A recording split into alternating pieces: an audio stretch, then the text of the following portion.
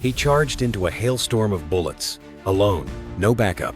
Just one goal: save as many lives as possible. Imagine scaling a vertical cliff, gunfire raining down, your teammates bleeding out all around you, and you're the only medic. No time to think. Just move, treat, fight, and repeat. Now imagine doing that for hours, with a bullet glancing off your helmet. This isn't a Hollywood script, it's a real story. And the man behind it didn't just survive. He saved over a dozen lives and rejoined the battle after getting everyone to safety.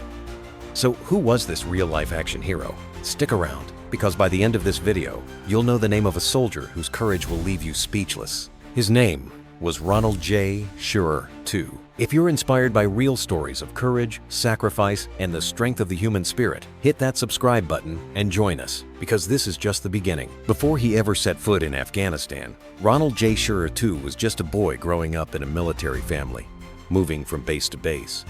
Born on the 7th of December, year 1978, in Fairbanks, Alaska, he learned early on what sacrifice looked like. Both his parents served in the U.S. Air Force.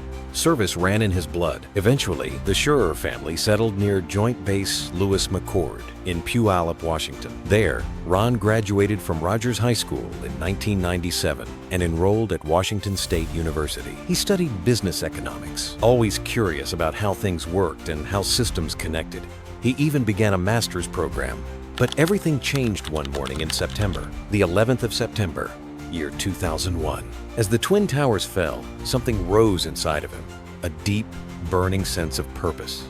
A call to do something more than just study markets. He wanted to protect people. Just over a year later, on the 21st of November, year 2002, Ron walked into a recruiting office and joined the United States Army. He didn't just want to serve, he wanted to push his limits. Within 2 years, he was selected for Special Forces training, the Green Berets, the elite. It was during that grueling and demanding process that he met Miranda, the woman who would become his wife. Their connection was instant.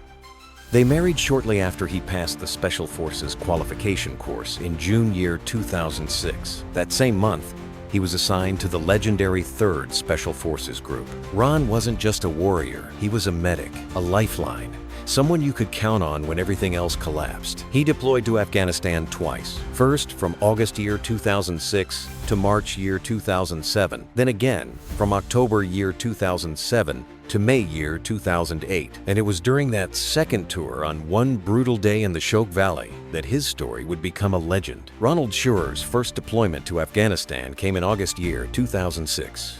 He was new to combat, but not to pressure. As a Special Forces medic, he was trained to make life or death decisions in seconds, and that training was quickly put to the test. Over those first 7 months, he earned the trust of his team. They knew Ron wouldn't just run toward danger, he'd run through it if someone was hurt. He wasn't just part of the group, he was the guy you'd want next to you when everything went wrong. But it was his second deployment, beginning in October year 2007, that would forever etch his name into military history. By then, Ron had a deeper understanding of the terrain, the enemy, and the stakes. He knew this wasn't a game of luck. Every mission was a calculated risk. Every movement could mean the difference between life and death. Then came the 6th of April, year 2008. That morning, Shurer's team, part of Operational Detachment Alpha 3336, was tasked with an incredibly high-risk mission deep in the Shok Valley. The objective: capture or kill senior leaders of Hezb-e Islami a hostile insurgent group entrenched in an isolated mountaintop village. They flew in by helicopter, dropped straight into enemy territory. No roads, no backups, just 15 Special Forces operators and around 100 Afghan commandos. They broke into smaller squads and began the treacherous ascent up a mountain path, narrow, steep, exposed. Then, all hell broke loose. The moment the lead element started ascending, more than 200 enemy fighters opened fire from above. Machine guns, rocket-propelled grenades, sniper rounds. It felt like the mountain itself had turned against them. The team was caught in a deadly funnel. Insurgents had every advantage: elevation, numbers, surprise. Within minutes, multiple U.S. soldiers and Afghan commandos were hit, some critically. The steep terrain made it nearly impossible to take cover or retreat. Radios crackled with panic. Blood soaked the ground. Pinned down on exposed cliffs, the forward team called for help. They were too high for a quick extraction and too deep to retreat. At the base of the mountain, Ronald Shurer heard the chaos erupt.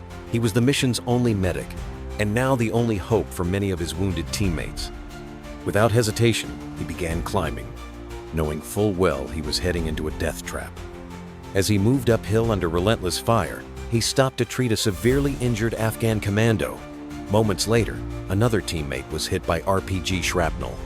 Shurer patched him up, two right there, under fire before pushing even further up the mountain. He wasn't just saving lives, he was clearing a path, firing at enemy positions alongside his teammates so they could inch forward toward the wounded.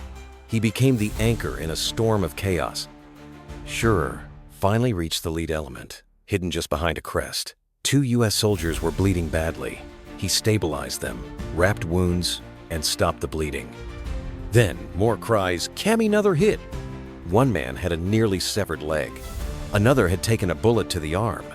A ricochet even slammed into Shurer's own helmet. "It felt like I'd been hit in the head with a baseball bat," he recalled. But he didn't stop. For the next hour, Ron Shurer kept treating wounds, exchanging fire, and moving forward one bloody, heroic step at a time. Even after stabilizing the wounded, Ronald Shurer's work was far from over. Enemy fire hadn't let up, and more men were hurt. With bullets whizzing past and explosions echoing off the cliffs, Shurer kept moving between teammates. He patched wounds, administered morphine, checked pulses, and gave reassurance. There was no medevac in sight, and no margin for error. Every second counted. Every decision was the difference between life and death. Then came the next impossible challenge, getting the wounded off the mountain. One soldier had a leg hanging by threads of flesh and bone. Another was slipping in and out of consciousness. The only escape route?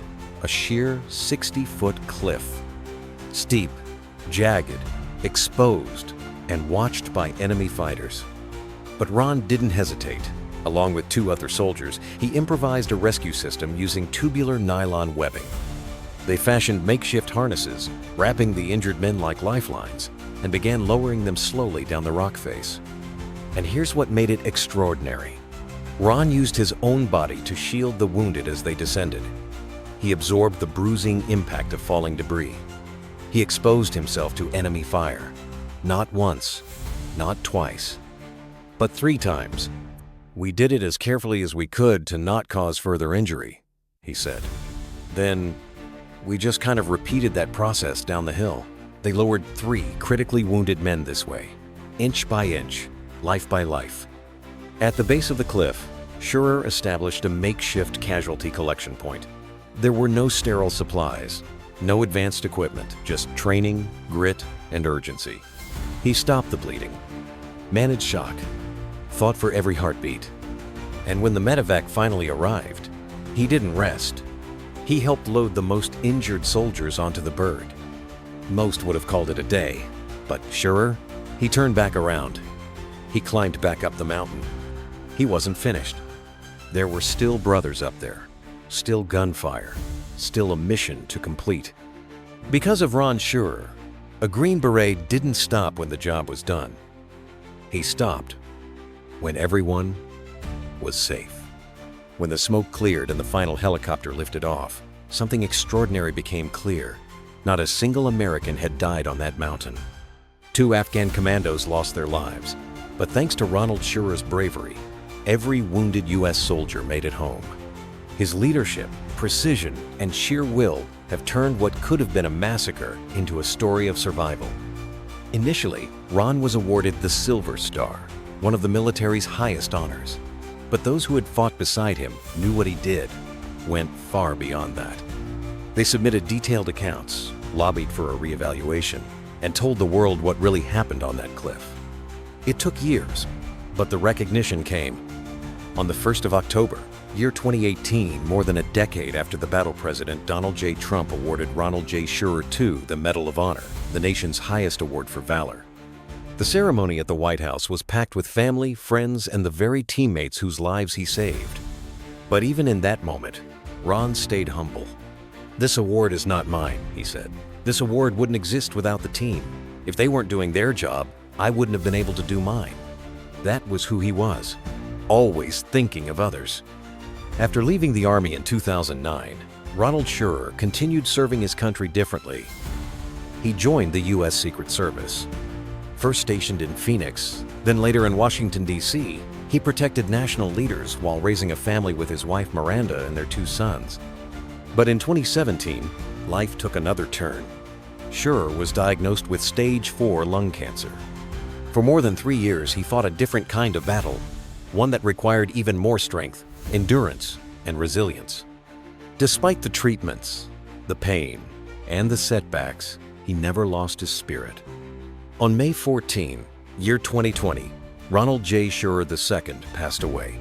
He was just 41. Ronald J. Shurer II wasn't just a war hero.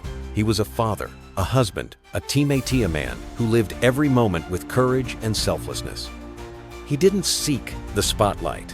He didn't call himself a hero. But anyone who knows what he did on that mountain knows better.